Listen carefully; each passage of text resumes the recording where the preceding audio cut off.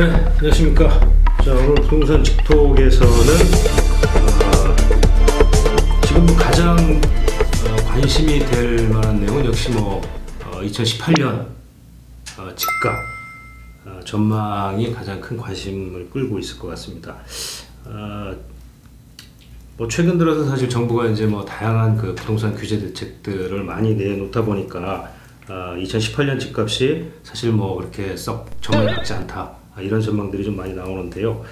자, 오늘 이 부분을 저희가 한번 좀 집중적으로 한번 좀 분석을 한번 해보도록 하겠습니다.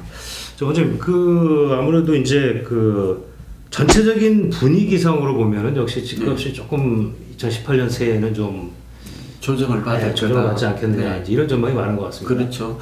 우선 저는 결론부터 좀 말씀을 드리면 올해보다는 내년 부동산 시장은 좀 가라앉을 가능성이 많은 것 같아요. 저 개인적으로는 지금 서울을 비롯해서 주택시장은 현재 고점을 지나거나 내년 봄쯤이 정점, 고점이 아닐까 이렇게 내다보고 있고요. 그러나 이제 수도권 같은 경우도 이제 서울과 수도권을 좀 다르게 보아야 될 것 같아요. 양극화의 영향도 있고, 또 얘기가 되겠습니다만 금리 인상이나 또 입주 물량의 공급 물량이 증가하는 이런 것들을 전반적으로 살펴보면 우선 서울 지역은 매매 전세가 내년에도 보합 또는 간부합이 될 가능성이 많을 것으로 저는 내다보고 있고요. 다만 수도권은 경기도 같은 경우는 이제 16만 가구로 입주 물량이 매우 증가하고 있거든요. 물론 이제 전체적으로 보아도 올해 38만, 내년에 47만 이렇게 해서 후내년까지는 입주 물량이 증가하지만 두드러진 곳이 경기도라고 볼 수가 있죠. 이미 화성이나 평택 지역은 이제 입주 물량이 과다로 인해서 전세가 매매 가격이 내리고 있다는 점은 이를 좀 뒷받침한다고 볼 수 있고요. 부산, 대구, 대전 지방 도시도 일부 지역, 해운대나 이런 지역을 제외하고는 내년에도 이제 입주 물량이 많아지고 그동안 이제 공급 물량뿐만 아니라 집값이 한 4, 5년 오른 데 따른 조정이 좀 장세가 나타날 것이다, 그렇게 보고 있습니다.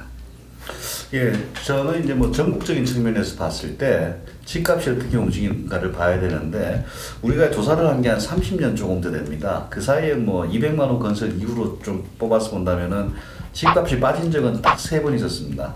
한 번이 이제 IMF, 두 번째가 신용카드 사태, 세 번째가 금융위기. 그래서 빠진다라고 상상하기는 굉장히 어려운 상황이고, 오르긴 오르는데 우린 평균 한 2 내지 3%의 평균에서 안 오를 때는 한 1% 오르고, 많이 오를 때는 한 10%, 20%까지도 오르고, 그런 그래프를 보여줘요. 그래서 실제 물리적으로 빠진다는 건 상상하기가 쉽지 않다는 겁니다.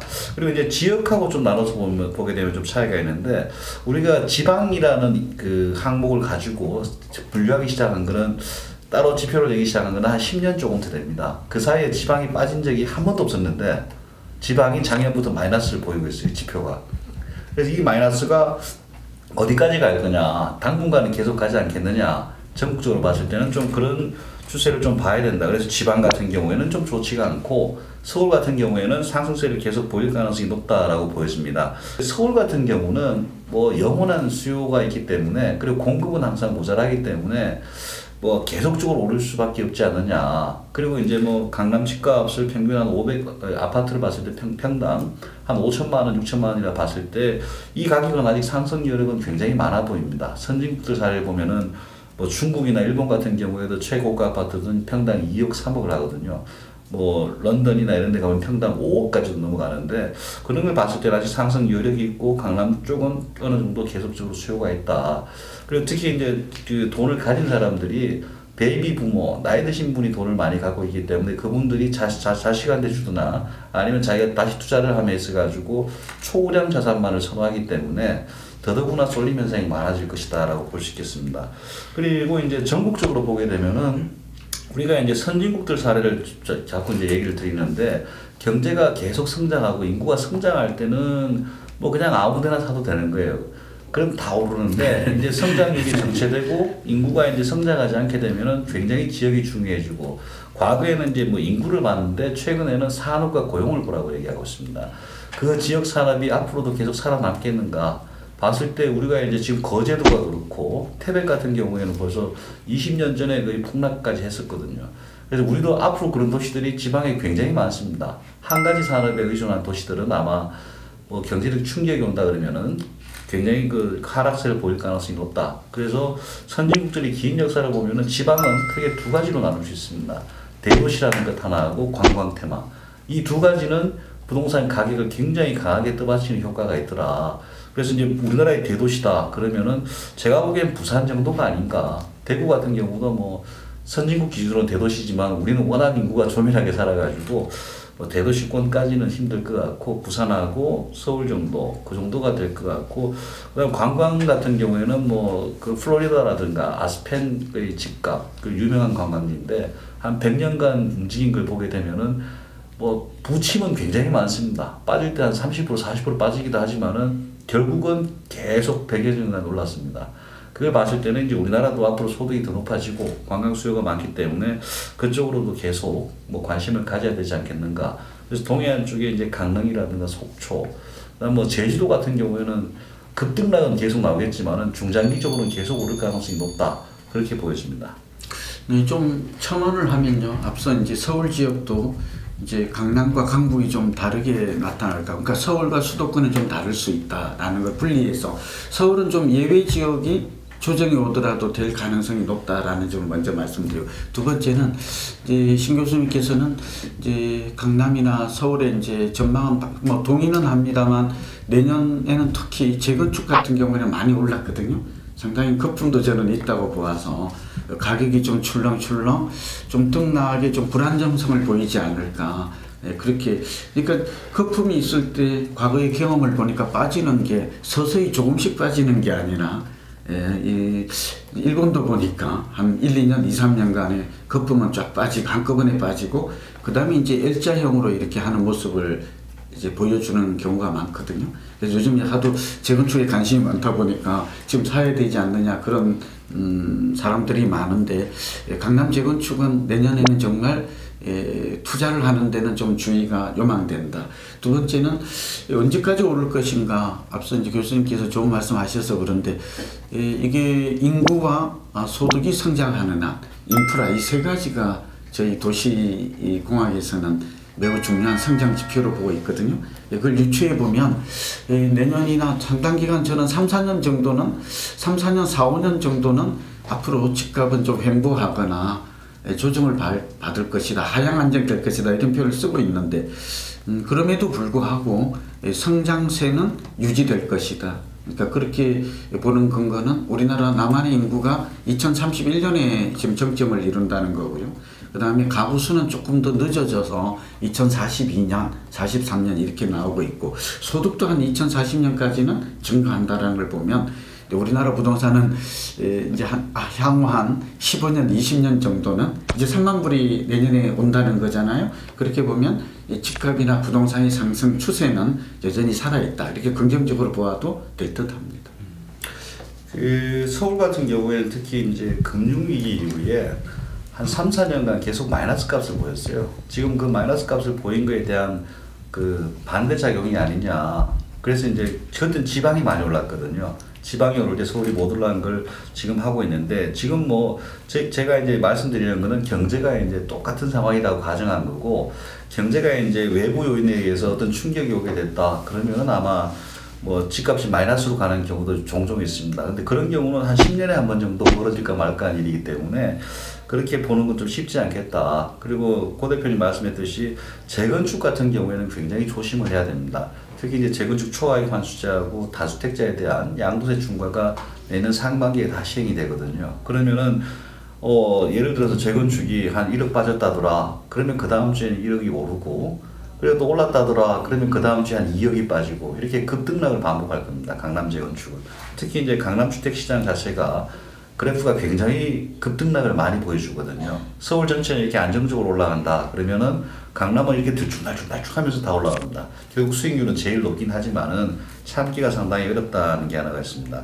그리고 최근에 이제 미국에서 미국은 10년마다 인구 센서스를 조사를 하는데 뭐 2010년이라든가 90년대, 2000년대 그 한 30년간의 변화를 보게 되면은 이제 우리가 자꾸 이제 인구가 밖으로 나갔다가 안으로 들어오는 것들이 있습니다. 그래서 뭐 도심 회귀 현상 그런 것들이 나타나는데 미국은 최근에 더 강하게 나타나고 있다. 유럽에서도 더 강하게 나타나고 있다. 이 말은 우리도 이제 인구가 정체되고 좀 뭐 소득도 계속 올라간다라고 봤을 때는 도심 쪽으로의 수요가 더 많아지지 않는 게 아니냐. 그래서 이제 서울이 그나마 더 좋은 거다라고 볼 수 있는 거고. 그리고 이제 나 같은 것도 인구 전체의 비중을 보면은 이렇게 멀리 나갑니다. 한 40km, 50km까지.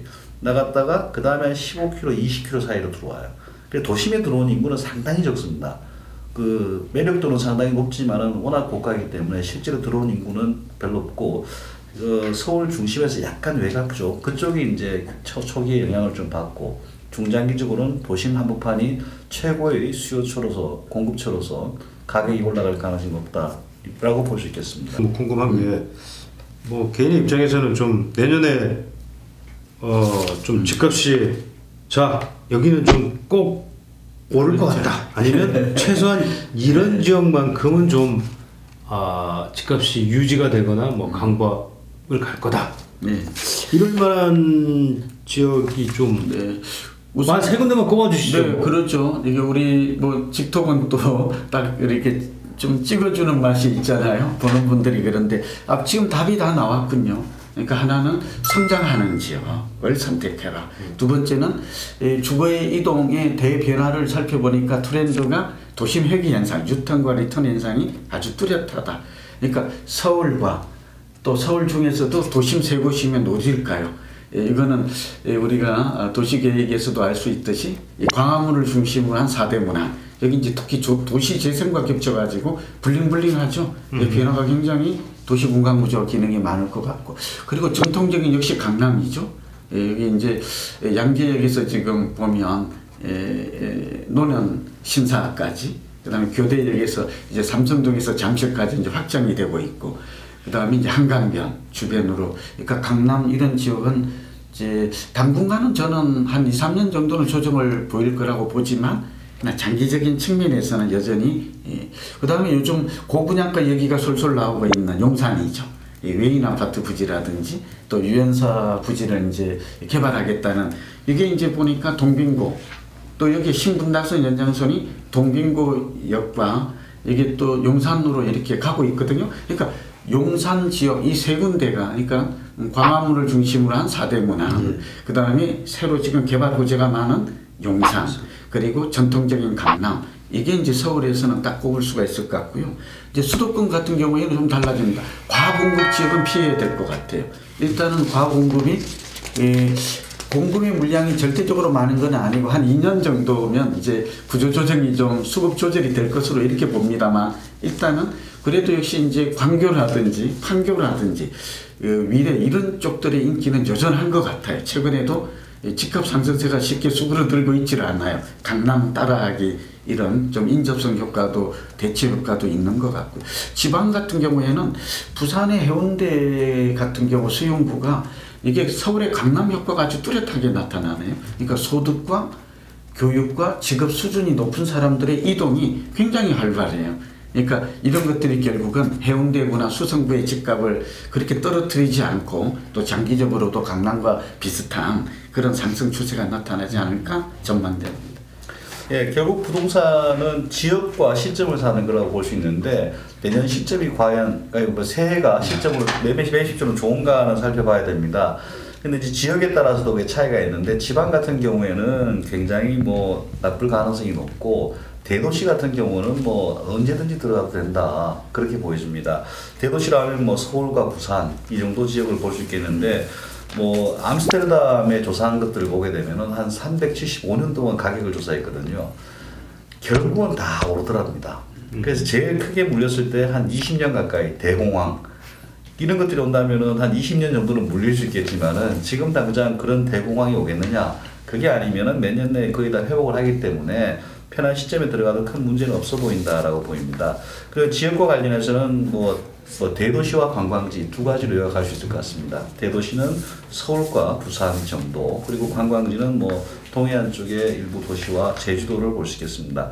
그리고 한 가지 좀 퀘스천이 드는 거는 세종시가 어떻게 될 거냐입니다. 세종시가 굉장히 뜨거운 지역이었는데, 세종시는 저는 중장기적으로는 뭐 통일에 따른 변수에 따라 가지고 굉장히 급변할 수도 있겠지만, 통일되면 아마 쑥대밭이 될 가능성이 있어요. 단기적으로 이제 뭐 통일 같은 거는 힘드니까. 그리고 저는 굉장히 좀 좋게 보는 게, 중앙 공무원들이 자기 집값을 떨어뜨린 짓을 하겠느냐?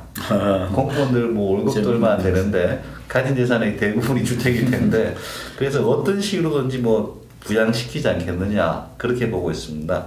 그래서 뭐 그렇게 정리할 수 있겠습니다. 네, 역시 내년에도 쉽게 말하면 블루칩 부동산들 네. 이런 지역들은 여전히 존재한다. 라고 이렇게 그렇죠. 지역별 양극화는 또 심화될 것이다. 그렇게 예상이 되죠. 네, 오늘 여기까지 하겠습니다.